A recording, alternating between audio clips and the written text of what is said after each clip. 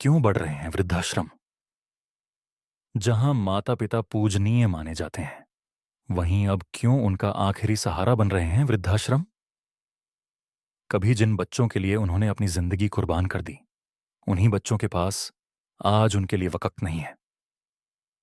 शादी के बाद बेटियां माता पिता को भूल जाती हैं। बेटे काम और परिवार में इतने व्यस्त हो जाते हैं कि बूढ़े माँ बाप अकेलेपन की गिरफ्त में आ जाते हैं। ये वही माँ बाप हैं जिन्होंने हमें चलना सिखाया, पढ़ाया लिखाया, हर कदम पर हमारा साथ दिया। क्या उनका बुढ़ापा इतना अकेला होना चाहिए? सोचिए, क्या आप भी ऐसा ही कर रहे हैं? प्यार और साथ, यही असली सेवा है। ये कहानी है रमेश और सरिता की, सपनों से भरे दो साधारण लोग, जिनकी दुनिया तब पूरी हुई जब उनके घर दो बेटियों का जन्म हुआ, पूजा और निकिता। उनके घर की हंसी, उनकी धड़कनें, सब कुछ अब बेटियों से जुड़ा था। बचपन के हर छोटे बड़े लम्हे, स्कूल की पहली क्लास, पहली बारिश, हर खुशी में रमेश और सरिता अपनी जान लुटा देते। समय का पहिया घूमा, पूजा और निकिता बड़ी हुईं, पढ़ाई पूरी की, नौकरियां पाईं और फिर दोनों की शादियां हो गईं। रमेश और सरिता ने पूरा जीवन बच्चों के नाम कर दिया। उन्हें लगा अब उनके भी कुछ सुनहरे पल आएंगे। शादी के बाद जैसे समय के साथ सब बदलने लगा। फोन की घंटियां कम हो गईं, मिलने जुलने का सिलसिला टूटने लगा और माँ बाप की आंखें बस दरवाजे की ओर टिकी रहीं। रमेश जी की तबीयत अब साथ नहीं दे रही थी। सरिता जी का दिल हर रोज डर से कांपता था कि कौन उनके पास होगा अगर कुछ अनहोनी हो गई। पर बेटियां अपने परिवार, अपने काम, अपने बच्चों में व्यस्त थीं। माँ बाप की देखभाल की जिम्मेदारी कोई नहीं लेना चाहता था।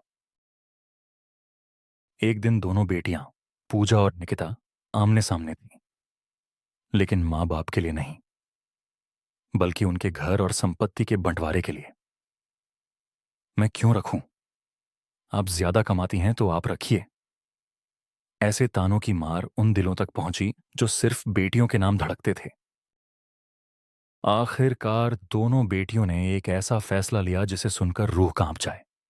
रमेश और सरिता को वृद्धाश्रम भेज दिया गया। उन हाथों ने जिन बेटियों को उठाया था, आज वो हाथ कांपते हुए दरवाजे थामे खड़े थे। आंखों में आंसू थे, दिल में बर्बादी की टीस। अब उन दोनों का हर दिन एक जैसा था। कमरे की चार दीवारें, सूनी आंखें और दिल में एक ही सवाल, क्या हमने सच में कुछ गलत किया? यादें, बस यादें रह गईं और साथ में रह गया अकेलापन।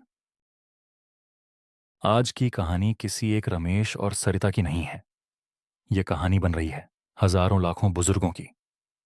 क्या सच में हमारे दिल इतने खाली हो गए हैं कि माँ बाप के लिए जगह नहीं बची? क्या हमारे बच्चे भी कल यही सीखेंगे? याद रखिए, माँ बाप का साथ देना सिर्फ एक जिम्मेदारी नहीं, ये एक सौभाग्य है। इन्हें प्यार दीजिए, तन्हाई नहीं। दोस्तों, क्या आपके आसपास भी कोई रमेश और सरिता जैसे बुजुर्ग हैं? क्या कोई ऐसे माता पिता हैं जिनकी आंखों में अब भी अपने बच्चों के लिए प्यार है, मगर जिनकी जिंदगी अब अकेलेपन के अंधेरे में डूबती जा रही है? अगर हां, तो आप उनका दर्द महसूस कर सकते हैं। आप समझ सकते हैं कि कितना तकलीफदेह होता है उस इंसान के लिए जिसे उसने ही अपने हाथों से पाला, बढ़ाया, बड़ा किया। आज वही लोग जब अपने बुढ़ापे में तन्हा हो जाते हैं, तो सिर्फ शरीर नहीं टूटता, उनका दिल, उनका विश्वास, उनकी आत्मा तक टूट जाती है।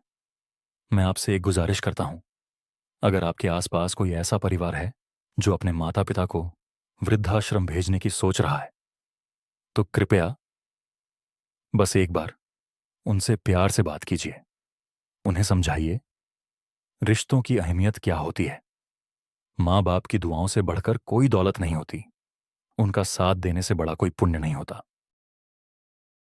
शायद आपकी एक बात, आपका एक जज्बा, आपकी एक कोशिश किसी परिवार को टूटने से बचा ले, किसी माँ की आंखों में फिर से चमक भर दे, किसी पिता के चेहरे पर फिर से मुस्कान लौटा दे।